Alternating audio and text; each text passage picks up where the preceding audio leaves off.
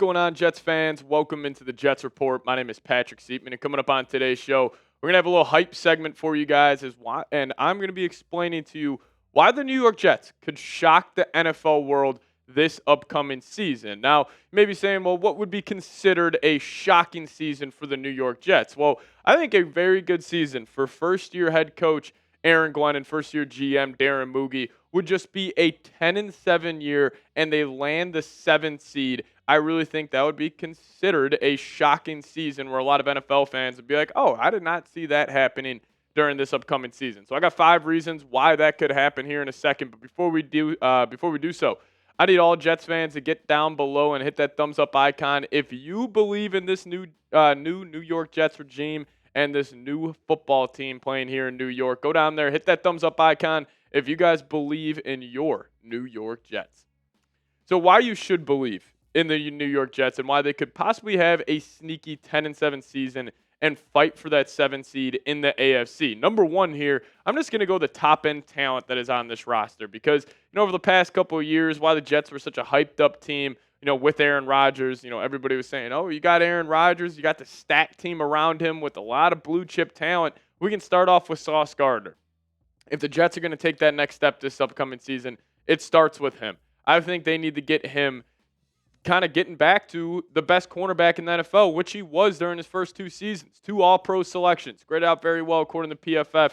He was truly a lockdown corner at that position. So if he can get back to who he was his first 2 seasons, have a bounce-back year after his junior campaign, that would be huge for this defense, for Steve Wilks, Aaron Glenn. And then if you could also have Quinnen Williams, who arguably already is the best defensive tackle in the National Football League. Him, Dexter Lawrence, 2 great defensive tackles here in New York. But if you could get Quinnen Williams back to, being the game wrecker, being that interior, force of that defensive line, like that would be huge. Because if you have Quinnen wrecking havoc on that interior defensive line, Jermaine Johnson, Will McDonald getting home to the quarterback, then you got Sauce Gardner taking that secondary to another level, the Jets defense could be sneaky, sneaky good. And then also the captain of the defense, Jamie Sherwood, just got paid this offseason. I thought it was a great deal coming off a 158 tackle performance last season with 2 sacks, 10 TFLs. If he can just even take that next step where he has more control, more reign over this defense, and he truly is the captain, the vocal leader, that would be another player where if you have a playmaker at all 3 levels of this defense, you can make an argument to me where I wouldn't be shocked if the Jets have a top 10 unit on that side of the field next season. Then also offensively, Garrett Wilson, he's entering the prime of his NFL career right now. If he can become a legit number 1 wide receiver, which I already think he is, but on the level of like a Justin Jefferson, Jamar Chase, Devontae Adams, like these true number 1 wide receivers where they have to get safety help over the top, you got to double team them on every single play, would just help open up so much else for this Jets offense. So Garrett Wilson, if he can step up and be a legit wide receiver 1, that would be huge. But also the running back duo here in New York, like Breece Hall, Braylon Allen, they got to have better seasons than what they did last year. The yards per carry was not good. Now, I think most of that you can chalk up to just the offensive scheme that the New York Jets had last season. As really there wasn't any scheme. It was just Aaron Rodgers, kind of calling the shots. But if you can get more out of these guys, it would be huge. And then number 2, this is probably the biggest reason why you should believe. And maybe this is just faith in believing in Justin Fields, and probably more of that than, having anything, substantial to go off of. But if you could have a breakout season for Fields, it would be massive. And you look at guys like Geno, Baker, Sam Darnold, who fizzled out with their, original teams, but then they go to a new team and they build their roster around him. We have seen these quarterbacks, top-end picks in the draft, get to that next organization, they really have a breakout year. And also, this is Justin Fields' last chance to prove he can be an NFL starting quarterback. And, there's a lot of pressure on him this season, but I truly believe if he wants to take that next step, this might be his last chance. And it starts from winning from within the pocket for Fields, because we have seen the completion percentage over the last 4 seasons increase just a little bit, and that's been great to see. But we need Fields to take that next step of being a pure pocket passer. And, last year with Pittsburgh, he learning from Russell Wilson, Mike Tomlin, and that whole group. I'm a big believer in people just being products of their environment. And Fields was in a great environment this past season, and we know the dual threat ability is there. I mean, running for over 1,100 yards back in that 22 season with the Chicago Bears in just 15 games played, 160 carries for over 1,100 yards, 7.1 yards per clip.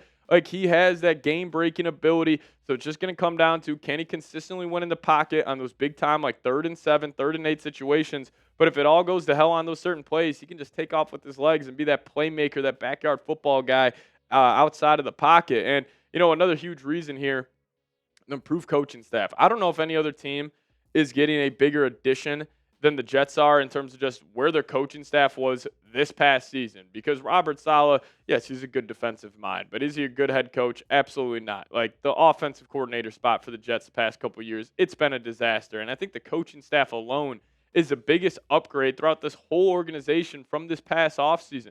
Like, the Jets' ability to get an upgrade at the head coach, defensive coordinator, and honestly the offensive coordinator, kind of taking a risk here with Tanner Engstrad. But, like, I truly believe, like, that upgrade you have at, coaching in the NFL matters a whole lot more than the NBA. Matters a whole lot more than any other sport, any professional sport especially. And if you have these three guys kind of manning this whole team, I got a lot of faith in them. I got faith in Aaron Glenn. I got faith in Steve Wilkes. I got faith in Tanner Engstrad to just get a better, production out of this group than it was this past season. But, no bigger addition has been made this offseason. No bigger impact has been made than these three being hired by the New York Jets. And number 4 here, I'm going to go with a quiet offseason. I may be saying, well, why should you believe in the Jets if they're having a quiet offseason? Because I truly believe this. You look around, the teams in the NFL, and especially the bottom feeders, which, the Jets have been the last couple of years. The bottom feeders have the noisiest offseasons, like the New York Giants, the Las Vegas Raiders, even like the Chicago Bears being back-to-back-to-back offseason champs. And this is the first time in a while that the Jets have had a quiet offseason. Now, the question is, will it result in a successful regular season for the New York Jets? We'll wait and see how that plays out. But I truly believe kind of limiting the outside noise and just having to be all about football with this organization, not trying to get headlines, not trying to get clicks in the offseason. Like Aaron Glenn, Darren Mugie, I've respected them so much just coming in here and just kind of quieting the noise that just naturally happens of the NFL offseason. And I think a big reason why it's been such a quiet offseason is because they cut Aaron Rodgers. Like, if they would have kept Aaron Rodgers and he would have been debating retiring, coming back to the New York Jets, it would have been just noisy. There would have been just too much chaos around this organization. So I believe cutting Rodgers, that was probably the best move this organization has made this offseason. Yes, you're technically getting a downgrade at the quarterback spot, but, Aaron Rodgers was healthy for all 17 games last year, and you were 5-12. Like, I think Justin Fields, 5-12 should be the floor for this team next season with the talent, with the coaching staff, with hopefully Fields having a breakout year. And then last one right here, I'm going to put the power of friendship. You have a bunch of guys on this New York Jets, specifically their offense, who played together in college. Like, that connection that Justin Fields and Garrett Wilson will have is going to be special. I truly believe it. And, Fields, with the question marks he has from winning from within the pocket, pairing him back up with his main go-to college wide receiver, Garrett Wilson. Then you got a guy like Jeremy Ruckert. What if he, maybe if the Jets don't try to attack tight end until rounds 3 maybe, you were banking on a guy like Ruckert and Stone Smart taking an upgrade at that tight end position. They also got Josh Myers, a very, very good backup interior offensive lineman. And, I think the Justin Fields-Garrett Wilson connection should just flatly improve Justin Fields as a pure passer. Like, just having a guy where where he'll be on every single route, just having that timing